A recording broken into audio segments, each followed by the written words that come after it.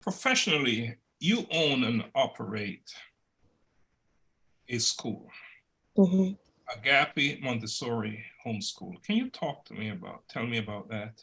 And how is that serving your purpose, school serving your purpose? Okay, so let me tell you the short story why is Agape Montessori homeschool. Okay. Um, so when my daughter turned 18, she decided to live outside in the dorm because she got accepted at Georgia State. So my life was like fully dedicated to her, but I love people that I need to go out and meet people. So I never have a full-time job like that I can use my degree. I have bachelor degree back in my country. So I never use my degree. I just work like quick, but I can meet people, I can serve others. So I work in a restaurant. I am waiting a table for many years. So when my daughter got to college, I was like, this time I need to find my career. Like this is the time that I can get out and really find a job that I can fully, able to use my skills. So I go out looking for a job. Then I just got a job at PetSmart because I have two dogs. My son, I have two kids, one a daughter and one son. My son is now is 18 years old. So I got a job at PetSmart. Then I was a cashier, and also I work overnight in the factory. So I got two jobs because I do really want to go out and work. I was like, I don't care what it is, I just want to work. I know whenever the time come, maybe I got promoted, I don't know, but I got two jobs. So one day there's one lady come up to me and asked me, hey, do you know anybody that love children that want to work at school? And she specifically asked Oriental lady.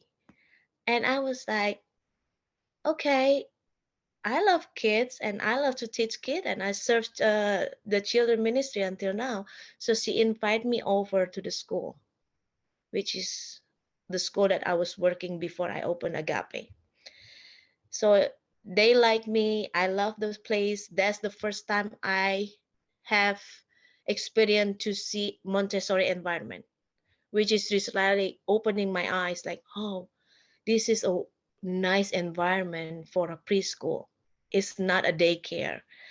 So then they want me to go to school to get my diploma, and I agree with that. I spoke with my family, and I'm agreeing with the commitment. So I start finding a school, and the school is in Arizona. So I went to Arizona. Whenever I'm almost finished the school, COVID hits. So the school closed. My school's still going, but we are online. So I finished my diploma during that time of online because it's a different time. Usually it's by midnight or by 1, yeah, by midnight or 1 or 2 a.m. is finished my class. And I was so tired. Like sometimes I fell asleep because it's too late. And then suddenly God gave me a verse, and I start drawing because it keeps me awake when I do something with my hands. With everything that's going around in that time, God gave me a verse, First Corinthians 13. That's about love, and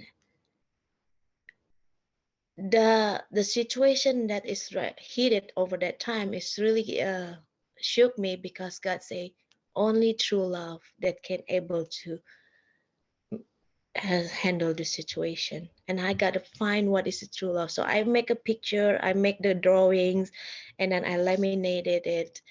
And then when I finished my school in August, I graduate.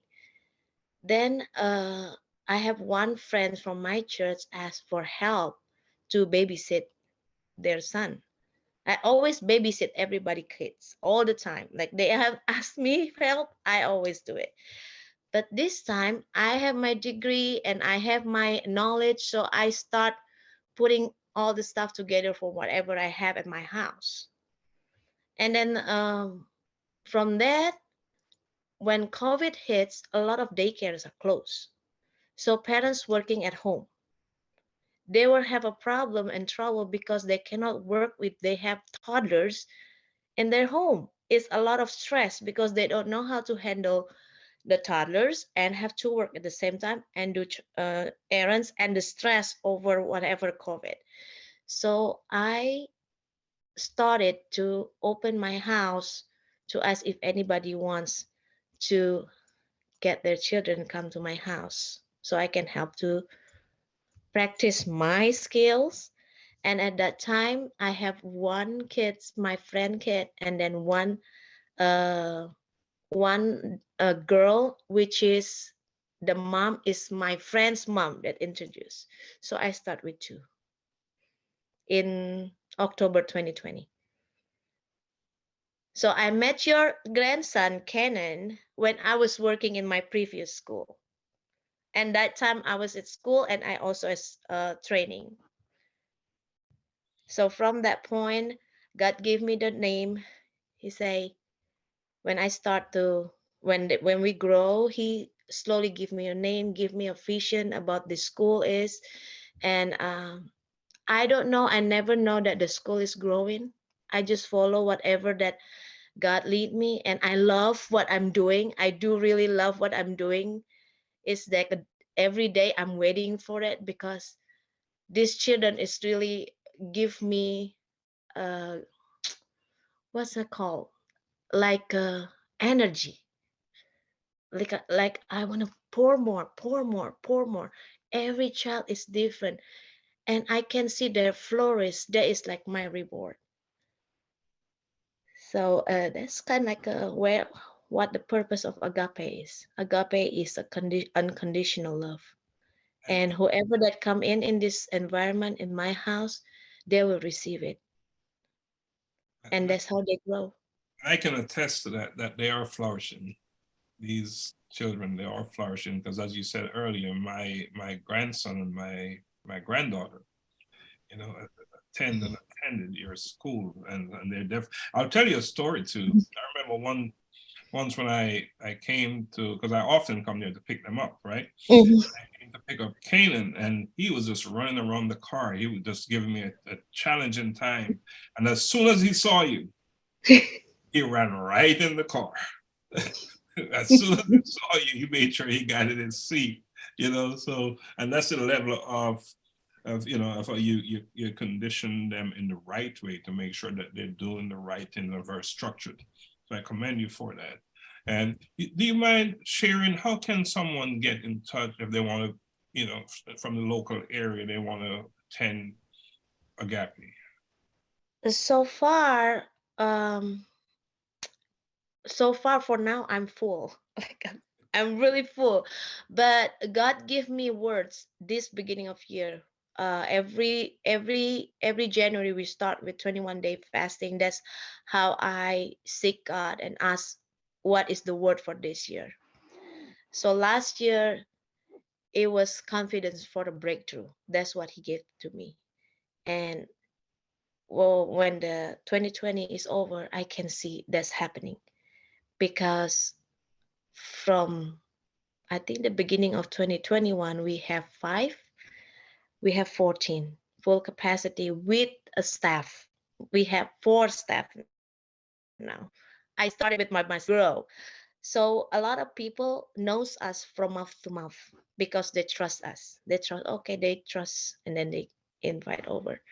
But God said we will be growing, and we probably is going to move to a building.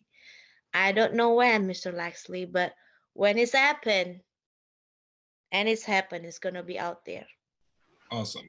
I Yeah. appreciate that. You know, earlier you talk about how your purpose was informed by your, you know, your situation. And Mm. is there anything else you want to add about that? How, you know, when how you know, discovered your purpose? Is there anything else you want to share in that? Or What I must share is do not lose hope. Because in our journey, sometimes we feel stuck.